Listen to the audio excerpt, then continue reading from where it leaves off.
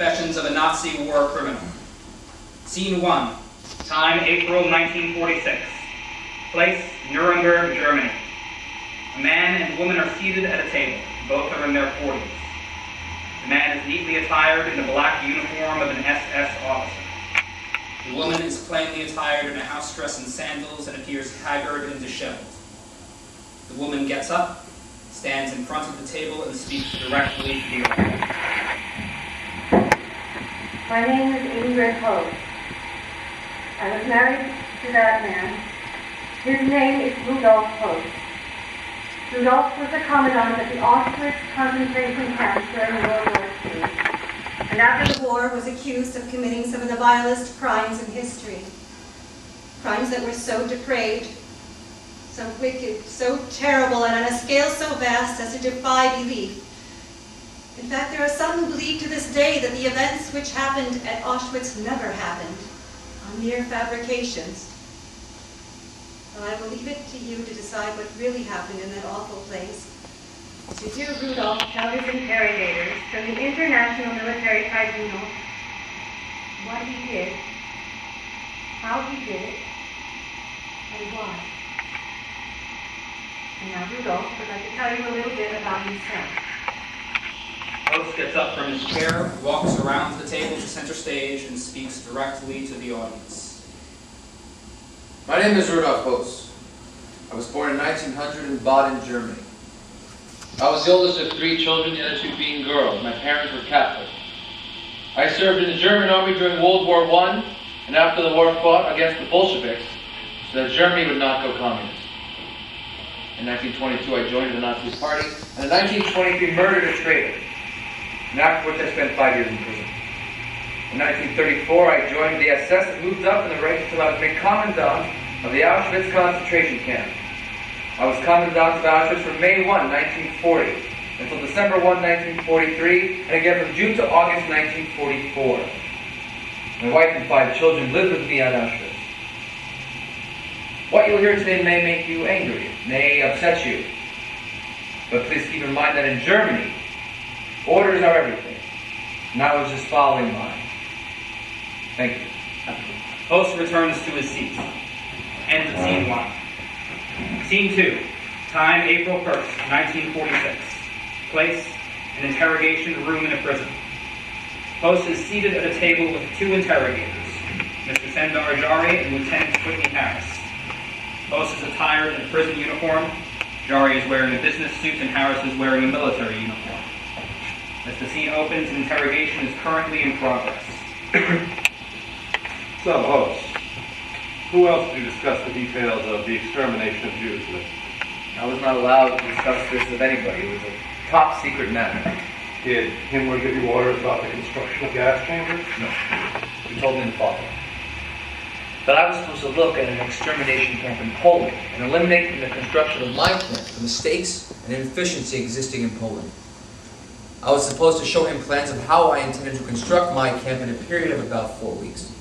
He told me that he could not give me the exact figures at the time, nor the numbers in which they'd arrived, but added that the figure would run into the several millions. And what did you do? He explained to me that the most important matter was that when an action was being carried on in one of these countries, it was not to be stopped or delayed because of inefficiencies at Auschwitz. He told me that the camps in Poland were not suitable for enlargement, and the reason why he had chosen Auschwitz was because of the fact that it had good railroad connections and could be enlarged and was removed enough from the centers of people, and it could be cut off from the connections with the country. And did he tell you anything else? Did you go there immediately after your talk with him on your tour of inspection? No, I returned to Auschwitz. He explained to me that it was not his habit to discuss such matters with inferiors. However, this case was so important and of such great significance that he had decided to explain to me his reasons, and they were as follows. He said to me that if the extermination of Jewry did not take place at this time, the German people would be eliminated by the Jews. Did he explain to you how the Jews would be able to eliminate the German people? He did not. What other reasons did he give? That was the reason. He had planned originally to dispatch a higher-ranking officer to Auschwitz to continue this extermination action, but reconsidered because he felt that it would only cause a friction between myself as the camp commandant and the higher-ranking officer in charge of the exterminations. Therefore, he gave me the orders in addition to that fact that I was supposed to treat this as a top-secret matter and not discuss it with anybody. All the instructions, such as procedure and orders, I always received from the RSHA, the Reichman. And then, before you went on your tour of inspection, you returned to Auschwitz. Yes. And what did you do there? I immediately got in touch with the chief of construction and told them that I needed a large crematorium. I told them we were going to receive a large number of sick people, but I did not give him my real reason. Yeah, and then? And after we had completed our plans, I sent them to the Reichsführer. After I had changed them in accordance with the real purpose of his actions, they were approved. Didn't you visit any of the other existing extermination camps? I did. Which ones? Treblinka. Oh, okay. What did you see there? At that time, the action in connection with the Warsaw Ghetto was in progress. I watched the procedure. And how was it done there? They had chambers for about 200 people. Into these chambers, the fumes from an exhaust machine came in. Now, these motors had been taken from captured enemy equipment such as tanks, trucks, and had been installed right next to the chambers. They were run by gas, and those victims were supposed to be suffocated by the fumes. How many chambers were there, and how many people were killed there? I don't know the exact figure, but there may have been about 10 chambers. It was built next to a ramp, and the train drove right up to it. People were unloaded right into the chambers, and this procedure was necessary because the motor is often malfunctioning. Weren't the people first registered or interrogated? No. They were put directly into the chambers from the trains. Yes. And what happened to their clothing? They had to undress before they got into the chambers. And their valuables? Sorted. I saw a number of shacks in there in which there were piles of clothing, shoes, valuables, etc. All sorted separately and neatly stacked. They were later packed. And what happened to those things? I don't know. Well, who did the sorting? Inmates. And who guarded the trains in which the Jews were to be gassed alive? The train that I saw in Treblinka arrived guarded by members of the security police. Also, the trains that came into my camp were also guarded by the security police. Did the trainloads consist of men, women, and children all together? All together. And we're talking now about the train in Treblinka? Yes. And there were babies, very small children, and very old people also, right? All kinds. They were evacuated from Warsaw. And you only saw one train in Treblinka while you were visiting there, correct? Yes, just one. And how many people were on that train? One train generally handled about 2,000 people.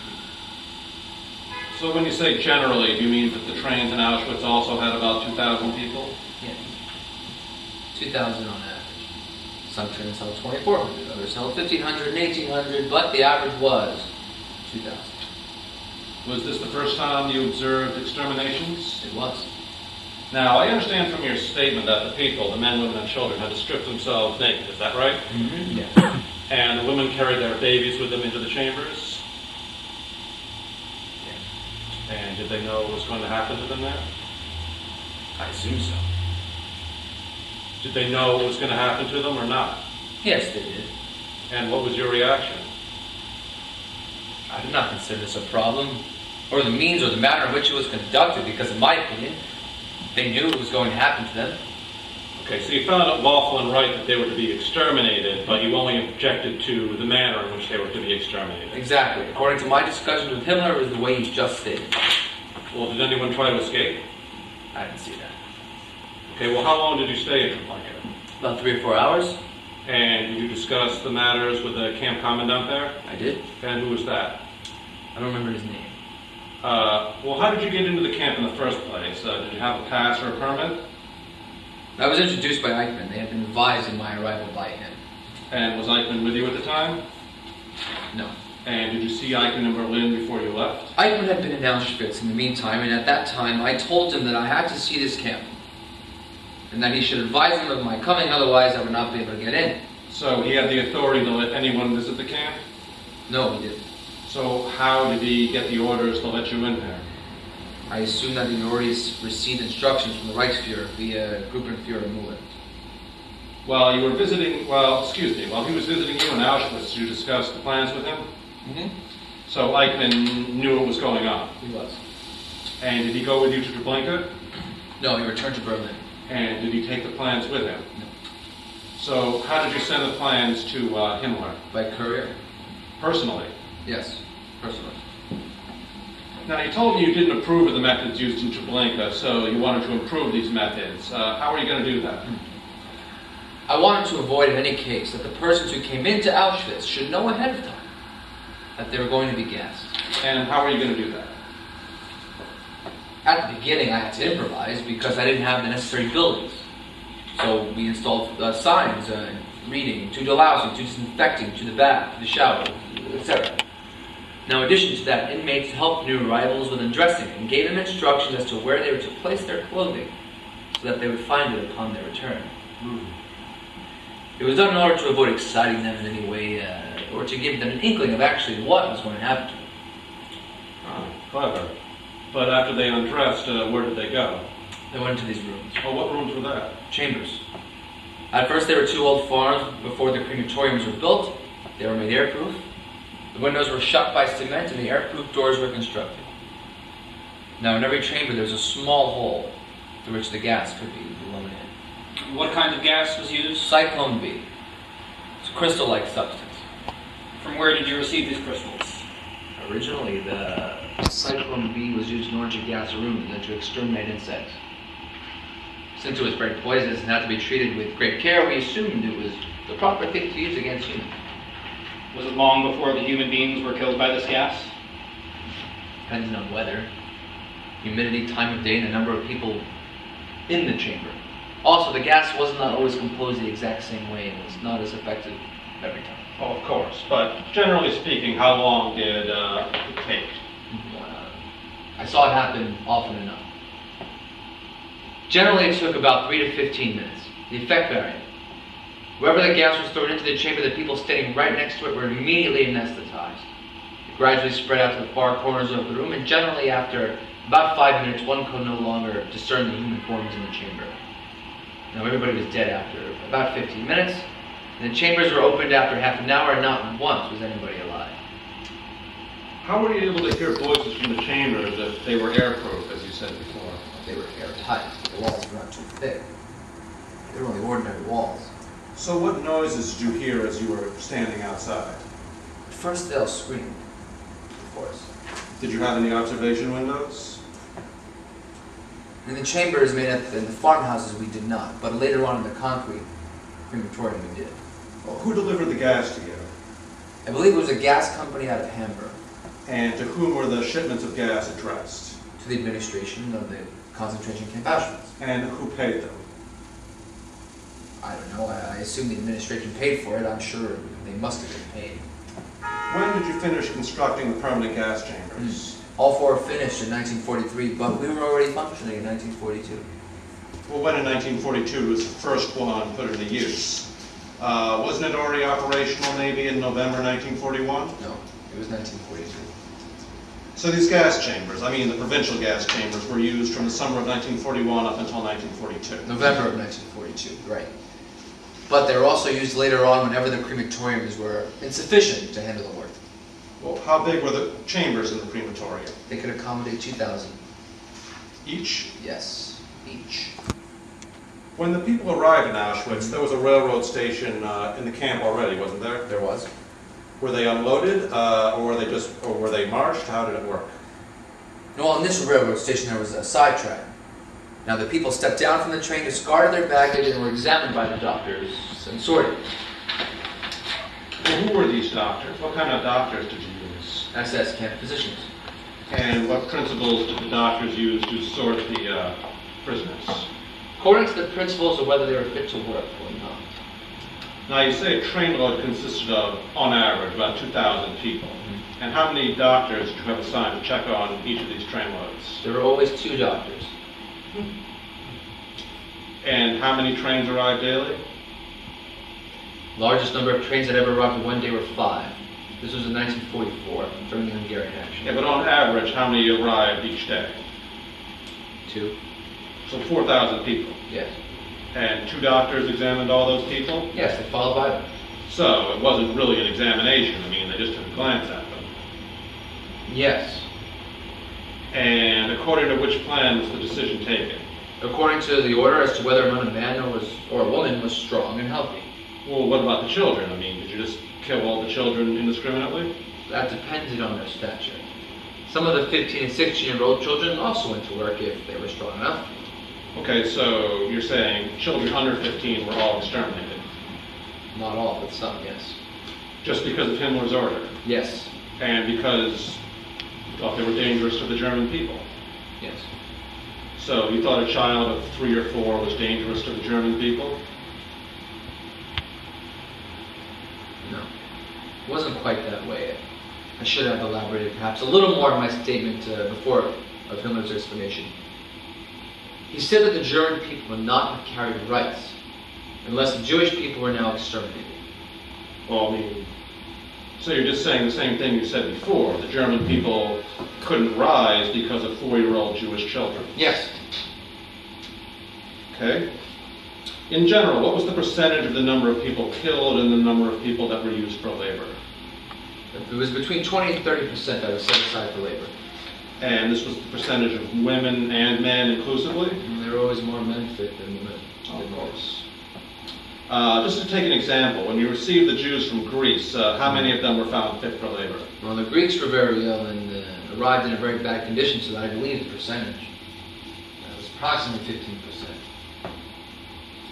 Let's talk about the procedure at Auschwitz again. Okay. The prisoners arrived. They were inspected by the SS doctors, and one row was marched into the camp, and they were the ones who were fit for labor. Is that correct so far? Yes. And the other row was marched into the farmhouses. Correct. Where they undressed.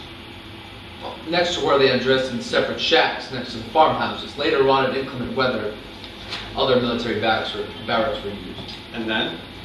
And they were separated according to sizes and marched into the groups into the chambers. In groups of 200, right? Yes. And the people who remained outside, could they hear what was going on inside the farmhouses? No. How many people could be accommodated in each farmhouse for the purpose of extermination? Farmhouses accommodated in their various chambers one complete train trim all at once. You told us that after a half an hour the doors were opened. Yes.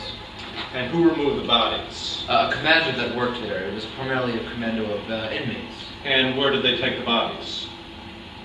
Now, behind the farmhouses were open pits, and the bodies were dumped into them and burned.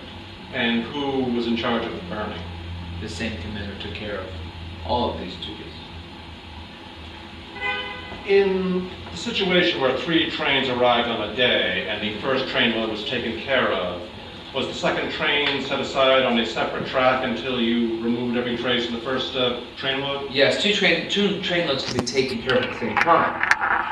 In the case the third train arrived, she really had to wait on the side track. Well, who moved the bodies from the trains when they arrived? I mean, it's my understanding there were bodies On the trains when they arrived.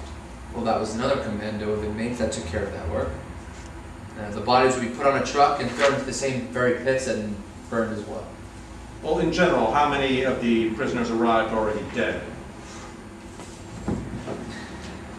That depends on where the train originally came from and how long they'd been on their way. In the case of the Greek Jews, they'd been over 10 days in transit and about 100 died on the way. And what about the Hungarians? There were more. How many more? Varied. Sometimes the trains were composed of different parts. Sometimes a hospital had to be put on the train. In that case, of course, there were many more dead than when the train load was from an agricultural region. Do you know whether or not bodies were removed from the trains while they were still in transit? I've never heard of that. And the bodies, before they were thrown on the fires, was their clothing removed Yes. by your inmates? Yes. What happened to the gold from the mouths of the victims? It was melted. Yeah, I understand that, but was it removed before execution or after execution? Well, they were removed from the bodies before they were taken to the pits to be burned. And who did that? Who removed the gold? They were among these inmates, dentists. And who supervised their work?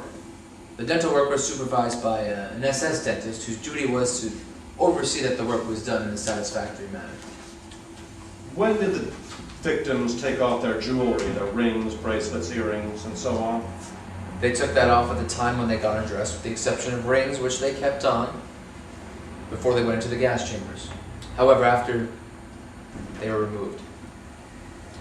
I see. Well, just returning to the dental work, were their gold teeth pulled out? Yes.